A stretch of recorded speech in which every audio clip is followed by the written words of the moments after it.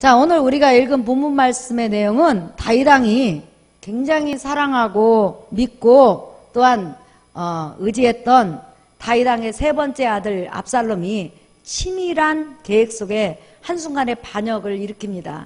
그래서 하루아침에 그 용감무쌍한 다윗 왕이 도망자 신세가 돼가지고 지금 도망간 상태에서 이제 하나님의 역사를 기대하면서 일을 하는 것을 지금 본문에서 보여주고 있습니다. 여러분이 잠깐 이렇게 지도를 보시면 다윗 왕이 지금 예루살렘 왕궁에 기거하고 있을 때 압살롬이 불시에 반역을 일으킵니다. 그래서 도망을 가면서 감람산에서 한없이 울고 그 다음에 요단강을 건너갑니다. 이게 중요한 거예요. 이게 아주 중요한 거예요. 요단강을 건너가가지고 마하나임에 자리를 잡고 작은 성에 들어가서 그곳에서 피신을 하게 됩니다. 그러니까 사실상 가나안 땅의 중심부는 이 서쪽 가나안이죠. 그런데 지금 다윗은 이 가나안의 중심부의 서쪽에서 그 어느 곳에서도 받아주지 않고 서쪽 가나안에 있는 대부분의 모든 사람들이 전부 다 압살롬 편에 섰기 때문에 이곳에 있을 수가 없는 거예요.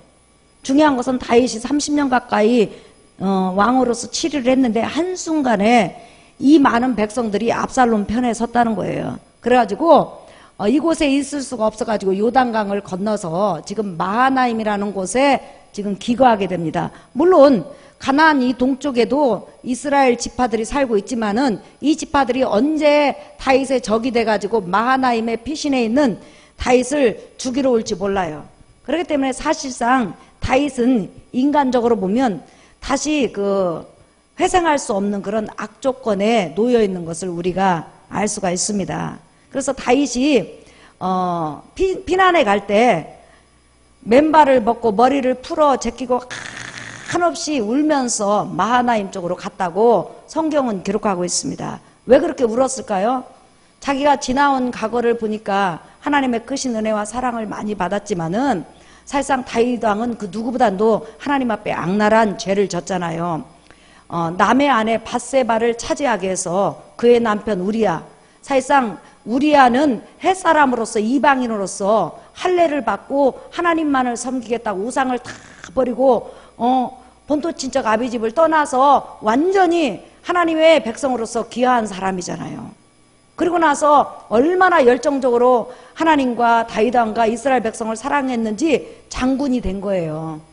그런데 그런 장군과 그 다음에 요압을 따르는 장수들을 다윗이 밧세바의 일을 덮게 해서 밧세바를 차지하게 해서 그 암몬 전쟁 할 때에 가장 적군 병사들이 활이나 칼을 잘 쏠 수 있는 그것에 배치해가지고 고의적으로 죽게 하는데 우리야만 죽은 것이 아니라 다윗의 많은 충신들이 거기서 같이 죽임을 당했어요. 그러니까 다윗은 한 여자를 빼앗기 위해서 그의 남편도 죽였을 뿐만 아니라 충직한 그의 신하들도 그냥 아주 낙엽처럼 그 목숨을 버리는 하나님 앞에 아주 악랄한 짓을 했어요. 그래서 그 일로 인해서 하나님께서는 다윗을 징계하심으로 이렇게 큰 환난을 당하게 되죠. 그러면서 지금 이렇게 쫓겨가면서 다윗은 뼈저리게 회개하는 거예요. 하나님, 내가 너무너무 악했습니다. 내가 너무너무 잘못했습니다 해서 신발을 신지 않고 신발을 벗고 머리를 풀어 헤치고 울면서 가는 것은 회개의 모습. 정말 내가 가슴이 아픕니다.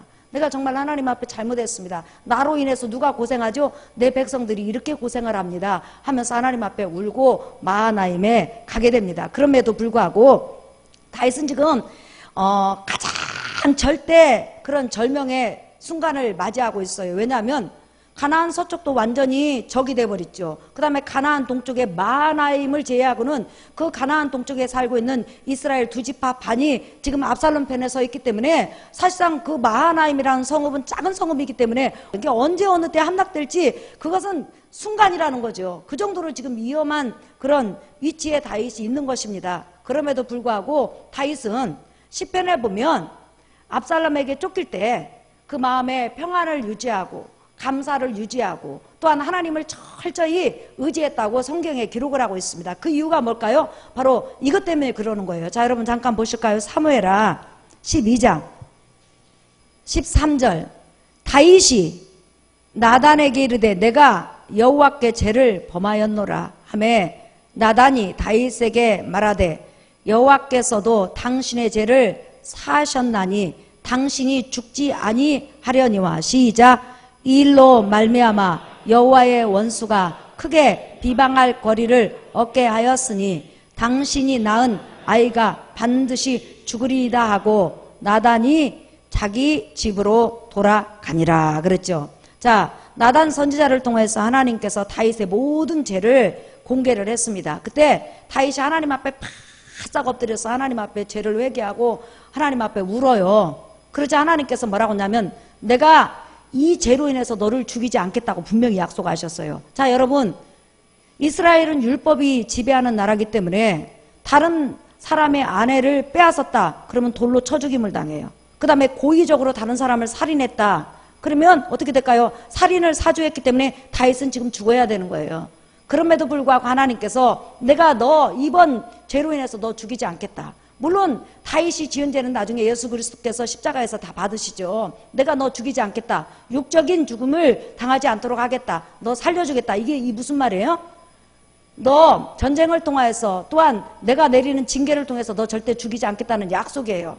분명히 그 앞절에 보면 너희 집안에서 많은 그런 어려움이 일어날 것이다. 그리고 네가 왕위를 빼앗겨서 도망가고 그 다음에 너의 첩이 백주에 그런 강간을 당할 정도로 너는 어려움에 처할 것이다. 하지만 나는 너를 죽이지 않을 것이다는 하나님의 약속이 있었다는 거예요. 그래서 다윗은 그 약속을 믿고 지금 도망을 갑니다. 다시 회상할 수 있는 그런 길은 1%도 없어요. 하지만 하나님께서 죽이지 않겠다는 것은 뭐예요, 여러분?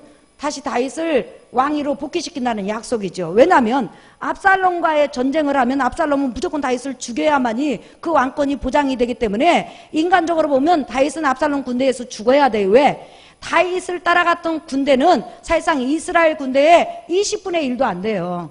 그 전쟁을 할 수가 없다는 거죠.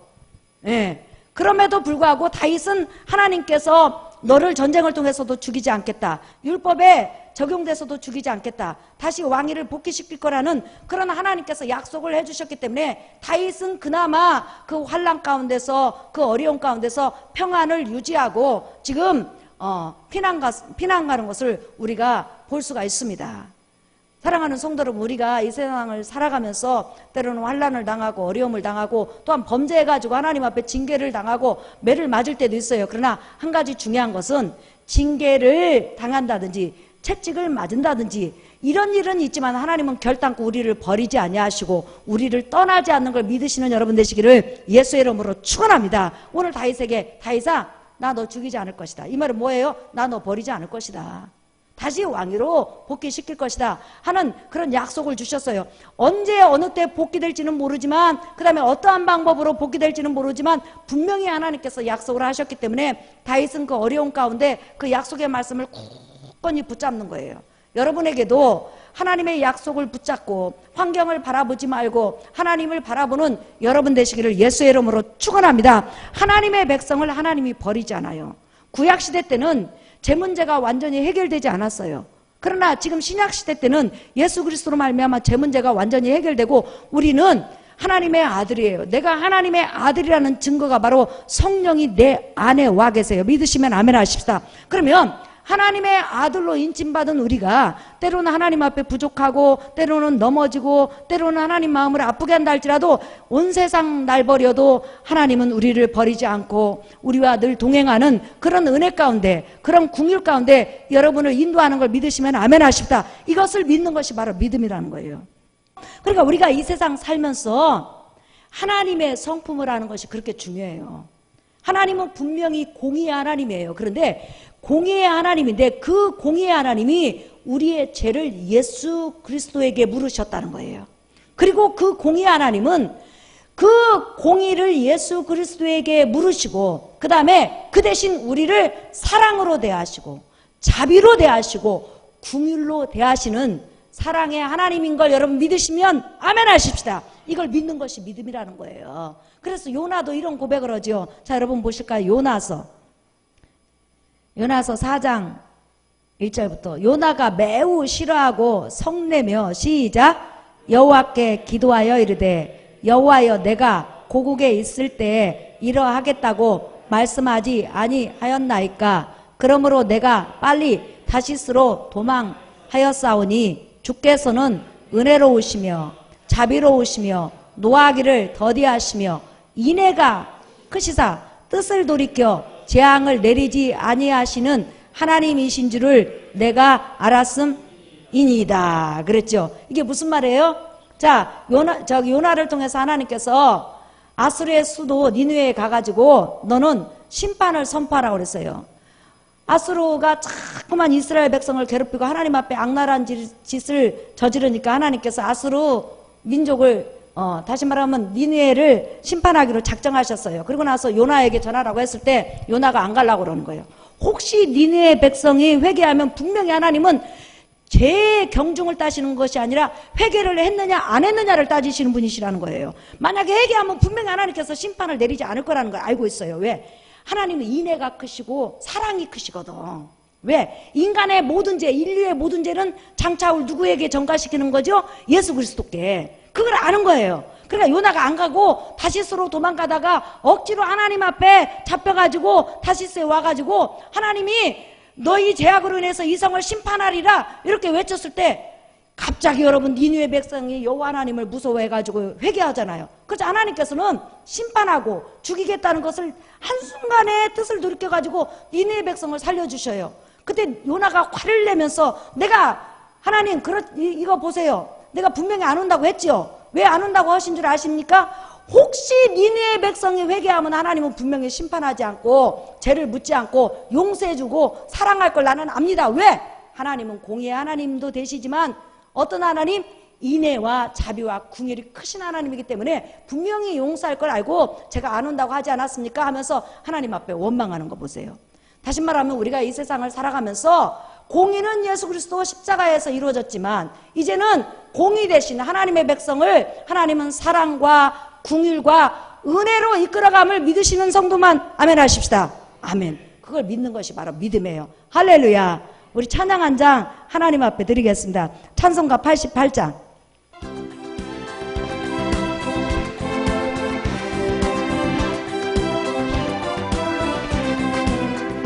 내 진정 산모하는 친구가 되시는 구주 예수님은 아름다워라.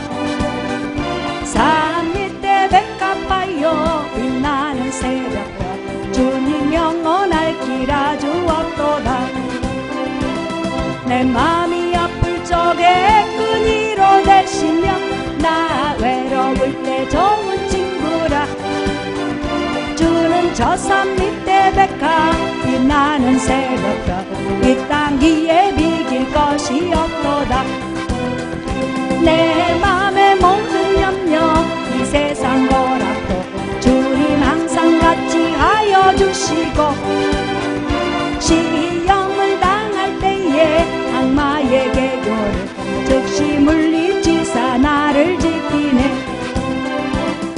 온 세상 날 버려도 주 예수 안 버려 끝까지 나를 돌아보시니 주는 저 산 밑에 백합 빛나는 새벽별 이 땅기에 비길 것이 없도다.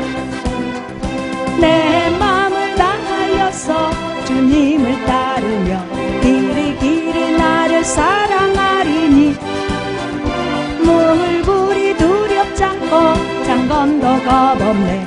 주는 높은 산성 내 방패시라. 내 영혼 먹이시는 그 은혜 누리고 나같이 주를 뵙기 원하네. 주는 저 산 밑에 백합 빛나는 새벽별 이 땅 위에 비길 것이 없도다. 그러니까 다윗은 칠흑 같은 그런 환난 속에서도 하나님의 약속과 하나님의 자비와 그 인애를 믿고 그 환난을 지금 이겨가고 있는 거죠. 그뿐만 아니라 다윗이 그 환난을 이길 수 있는 원동력이 또 하나가 나타나요. 자, 여러분 잠깐 본문 보실까요? 사무엘하 18장 3절 한번 읽어볼까요? 시작. 백성들이 이르되 왕은 나가지 마소서. 우리가 도망할지라도 그들은 우리에게 마음을 쓰지 아니할 터요. 우리가 절반이나 죽을지라도 우리에게 마음을 쓰지 아니할 터이라. 왕은 우리 10,000명보다 중하시오니 왕은 성읍에 계시다가 우리를 도우심이 좋으니이다 하니라. 그렇죠? 여러분 칠흑 같은 그런 환난과 어려움 속에서 다윗이 위로를 가지고 용기를 가지고 하나님을 신뢰할 수 있었던 것은 따라합시다. 끝까지 다윗을 사랑한 사람들 때문에 다윗은 용기를 얻을 수 있었다. 여러분 지금 다윗을 따라서 피나는 사람들이 전부 다 가나안 땅 서쪽에 사는 사람들이에요. 대부분. 그러면 본토부터 시작하고 일가친척 있고 거기에서 그냥 압살롬에게 순종하고 압살롬을 왕으로 받아들이면 먹고 마시고 입고 사는데 아무 문제가 없는 거예요. 그런데 중요한 것은 부귀 권세 명예 안락함 평안함 이것을 싹 버리고 지금 다윗왕을 끝까지 따라서 지금 마하나임까지 온 거예요. 만약에 전쟁에 지면 어떻게 될까요? 이들은 죽는 거예요. 그리고 만약에 압살롬이 전쟁에서 이긴 다음에 만약에 가나안 서쪽에 돌아간다면 이들 가족들을 살려둘 이유가 없어요. 다 죽이겠죠. 그럼에도 불구하고 이들은 지금 다윗을 따르는 거예요. 이들 한번 보세요. 뭐라고 하냐? 왕이요. 왕은 전쟁에 나가서는 안 됩니다. 이 전쟁은 너무너무 위험하고 그 다음에 왕의 목숨은 우리 만명보다도 더 중요합니다. 왕은 살아남으셔야 훗날에 하나님의 일을 하실 수 있습니다. 우리가 5,000명이 죽든 10,000명이 죽든 20,000명이 죽든 괜찮습니다. 우리는 왕을 위해서 죽을 준비가 되어 있습니다. 그러니까 절대 전쟁에 나오지 마십시오 하면서 왕을 이루하고 그 다윗이라는 왕을 위해서 목숨을 내걸어요. 자, 그러면 다윗이 그들에게 완전한 왕이었느냐? 아니라 말이에요. 이 백성들은 지금 이 다윗이 왜 이 환난을 당하는지 알아요. 밧세바를 취해서 강제로 뺏기 위해서 그 충신 우리아를 전쟁에서 죽게 하고 그 다음에 많은 군사들을 죽게 했을 뿐만 아니라 그 다음에 하나님을 역행하고 하나님 앞에 큰 죄악을 저질렀단 말이에요. 그것으로 인해서 큰 징계를 받고 지금 하나님 앞에 채찍을 맞고 있는 걸 충분히 알아요. 여러분이 아시다시피 다윗의 가장 측근인 모사가 누구죠? 아히도벨이죠. 근데 아히도벨이 왜 다윗을 배반하고 압살롬에게 갔죠? 바로 아히도벨은 밧세바의 친할아버지예요. 친할아버지도 다윗의 인격에 실망을 한 거예요. 다윗의 그 악함에 실망을 한 거예요. 그렇기 때문에 수십 년간 다윗을 수종들고 다윗을 도와서 하나님의 왕국을 건설했지만 저렇게 악하고 저렇게 악랄하고 저렇게 하나님 앞에 범죄하고 백성을 사랑하지 않는 왕은 내가 따를 필요가 없다 하면서 다윗을 등지고 지금 압살롬에게 붙어서 압살롬의 모사로서 지금 살아가고 있어요. 그런데 지금 이 다윗을 따라서 마하나임에 온 다윗의 백성들은 바로 이거예요. 다윗이 아무리 악한 죄를 저질렀고 다윗이 아무리 하나님을 역행했다 할지라도 이미 회개함으로 하나님 앞에 용서받았다는 거예요. 이미 하나님께서 그를 살려주시겠다고 약속하셨다는 거예요. 이미 하나님께서 그를 넓은 사랑의 품으로 품으셨다는 거예요. 그러면 하나님이 용서했다면 당연히 하나님의 백성도 용서해야 된다는 거예요. 하나님이 다윗을 받아줬다면 하나님이 다윗을 품었다면 당연히 하나님을 사랑하고 하나님을 따르는 백성도 하나님의 성품을 닮아서 품어주고 받아주고 다윗을 위해서 일을 해야 된다는 것이 바로 다윗을 따르는 백성들의 생각이었다는 거예요. 그러면서 그렇게 그 왕으로 인해서 지금 고난을 당하고 그 왕으로 인해서 어려움을 당하지만 그들은 그 왕을 여전히 사랑하는 거예요. 왜? 하나님이 세운 왕이었고 하나님이 용서하는 왕이었고 하나님이 불쌍히 여기는 왕이었기 때문에 그들은 다윗을 따르는 거예요. 더구나 압살롬은 분명히 하나님께서 다윗의 후계자로 세우지 않고 이미 솔로몬이 태어난 직후였기 때문에 다윗의 후계자는 누구라고 성경에 나왔죠? 솔로몬이죠. 그렇기 때문에 압살롬은 하나님이 세우지 않았기 때문에 절대 따를 수가 없는 거예요. 그런데 이스라엘의 많은 백성들은 대부분 백성들은 지금 하나님이 세우지 않는 압살롬을 따르고 있는 거예요. 사랑하는 성도 여러분, 그러니 다윗이 여러분 얼마나 용기를 얻냐는 거예요. 자기가 어렵고 힘이 들 때 분명히 배신할 수밖에 없는 환경이고 자기를 내칠 수밖에 없는 환경이고 자기에게 등을 돌릴 수밖에 없는 환경인데 하나님이 용서하시고 하나님이 받아주시고 하나님이 함께 하시는 왕이라고 하니까 하나님의 성품대로 그를 받아줄 수 있는 이 백성이야말로 진정한 하나님의 백성인 걸 믿으시면 아멘 하십시다. 예수님 당시에 여러분 종교 지도자들이 내팽개친 창녀나 세리, 예수 그리스도께서 하나님께서 이들의 죄를 용서하셨다. 이들도 하나님의 백성이고 아브라함의 자손이라고 분명히 하나님이 받아준다고 약속을 했어요. 또한 하나님이 받아준다고 선포를 했어요. 하나님이 용서하셨음에도 불구하고 종교 지도자들 보세요. 용서하지 않아요. 받아주지 않아요. 내쳐요. 가까이 가지도 않아요. 이렇게 하나님의 백성이 이렇게 무정하고 또한 하나님의 백성이 이렇게 냉정해서는 안 된다는 거예요. 하나님의 백성은 하나님이 용서하면 같이 용서하고, 하나님이 받아주면 같이 받아주고, 하나님께서 품으시면 같이 품어야 되는 것이 바로 하나님의 백성인 걸 믿으시면 아멘 하십시다. 이게 바로 하나님의 백성이라는 거예요. 그러니까 이 백성을 바라볼 때 다윗은 실망할 수가 없는 거예요. 이 백성을 바라볼 때 그는 주저할 수가 없는 거예요. 내가 마땅히 버림받아야 되는데, 내가 마땅히 외면당해야 되는데, 하나님이 용서하시고 하나님께서 자기를 품었다는 그 이유 하나로 끝까지 목숨을 걸고 세상에 자기 본토 친척을 떠나서 지금 가나안 동쪽 마하나임까지 따라온 이 백성을 바라볼 때 어찌 다윗이 용기를 갖지 않을 수 있겠냐는 거예요. 이러한 은혜가 여러분에게도 넘치기를 예수의 이름으로 축원합니다. 3, 4일 전에 여러분이 아시다시피 우리 권결실 집사님이 초상을 당했어요. 그런데 결실이 집사님 어른이 없는 거예요. 다시 말하면 초상을 치를 수 있는 어른들이 없는 거예요. 그러면 누가 대장이냐?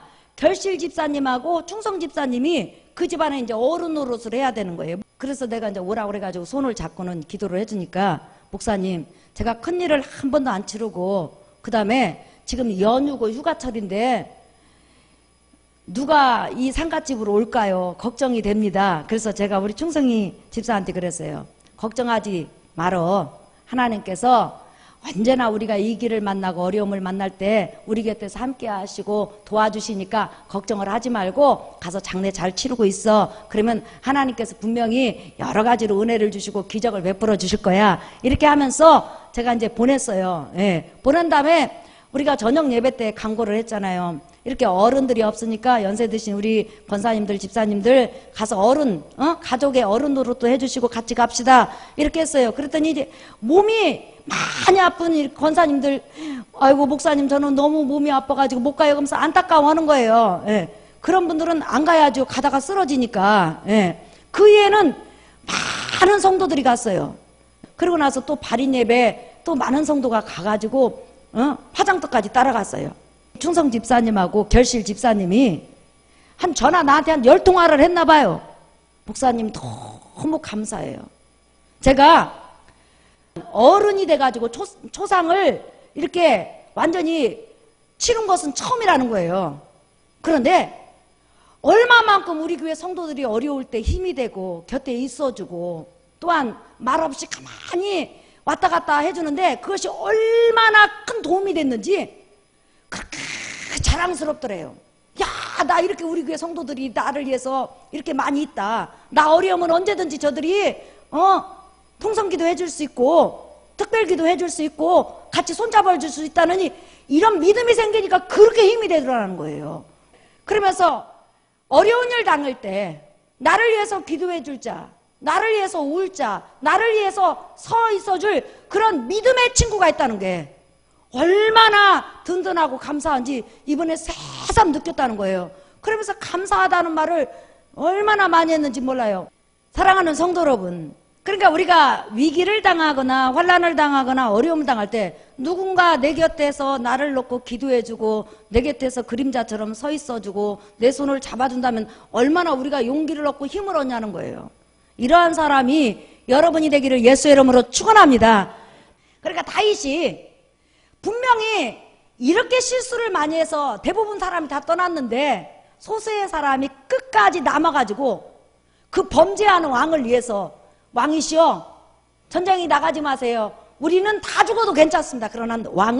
그러나 왕은 살아남아야 됩니다. 이렇게 말해줬을 때 얼마나 힘이 되고 용기가 되냐는 거예요. 그러니까 다윗이 그 환난을 이길 수가 있었다는 거예요. 사랑하는 성도 여러분, 우리가 인생을 살아가면서 어려운 사람의 벗이 되어주고 환난당한 사람의 위로가 되어주고 또한 장래 당한 사람 곁에서 서 있는 것만으로도 하나님 앞에는 때로는 영광이요 때로는 영혼을 구원하는 역사도 있는 걸 믿으시면 아멘 하십시다. 그렇기 때문에 성경에 너는 우는 자들과 함께 울고 웃는 자들과 함께 웃으라고 그런 거예요. 믿으시면 아멘 하십시다. 자, 여러분, 이 본문을 통해서 하나님께서 우리에게 주시고자 하는 음성이 뭐예요? 지금 다윗을 따르는 백성들은, 다윗은 범죄하는 왕이에요. 다윗 때문에 이 백성이 지금 고생하는 거예요. 또한 다윗은 하나님 앞에 너무 백성 앞에 악랄한 짓을 한 사람이에요. 충신을 죽인 사람이에요. 자기를 위해서 목숨을 건 장수들을 고의적으로 살인한 사람이라는 거예요. 그런데 하나님이 용서하시고 받아줬다는 이유 하나만으로 그들은 다윗을 위해서 죽을 때까지 목숨을 바쳐요. 그런데 우리 예수님은 어떠냐는 거예요. 우리 예수님은 이 땅에 오셔서 우리에게 오로지 사랑만을 주시고 선만을 행하시고 은혜만을 주시고 긍휼만을 베풀어 주시고, 우리 예수님은 우리에게 넘치는 자비만을 우리에게 부어주신 하나님인 걸 믿으시면 아멘 하십시다. 그렇다면 연약한 인간인 다윗을 위해서도 저렇게 목숨을 거는데, 하물며 나를 위해서 자기 목숨을 내걸어 주신 하나님이신 예수님, 나를 여전히 사랑하시고 내 인생을 책임져 주시는 예수님, 아무리 내가 범죄하고 넘어지고 자빠져도 여전히 너는 내 것이야, 내가 너를 사랑해, 나는 너를 떠나지 않아, 나는 너를 가슴으로 품고 있어 하면서 내 곁에서 사랑으로 말씀하신 주님을 위해서 우리가 목숨을 버리는 것은 아깝지 않다는 거예요. 믿으시면 아멘 하십시다. 요한복음 13장 1절에 뭐라고 써요? 예수님은 자기 사람을 사랑하시되 끝까지 사랑하시느니라. 이런 주님을 우리가 사랑하고 이런 주님께 헌신하는 것은 당연한 거라는 거예요. 믿으시면 아멘 하십시다. 사랑하는 성도 여러분, 설교 결론이에요. 여러분, 사나 죽으나 여러분을 사랑하시고 여러분에게 선만을 행하시고 여러분 인생을 책임지시는 그 예수님께 바치는 여러분 되시기를 예수의 이름으로 축원합니다. 우리가 주의 일을 하다가 욕을 얻어먹을 수 있고, 주의 일을 하다가 힘들 수도 있고, 주의 일을 하다가 손해볼 수도 있고, 주의 일을 하다가 오해받을 수 있어요. 그러나 그거와 상관없이 주님을 사랑하고 주님께 헌신하는 여러분 되시기를 예수의 이름으로 축원합니다. 우리 찬양하겠습니다. 복음성가 41장 이 찬양 하십시다. 십자가의 길 순교자의 삶.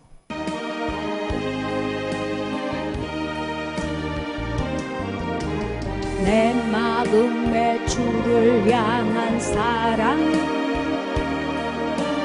나의 말엔 주가 주신 진리로 나의 눈에 주의 눈물 채워주소서.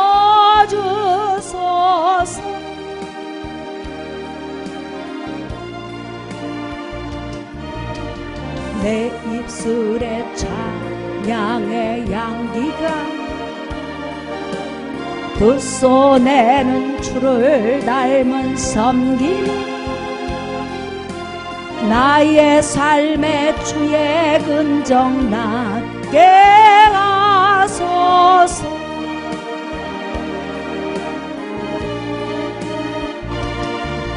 하나님의 사랑이 영원히 함께하리. 십자가의 길을 걷는 자에게 아멘. 순교자의 삶을 사는 이에게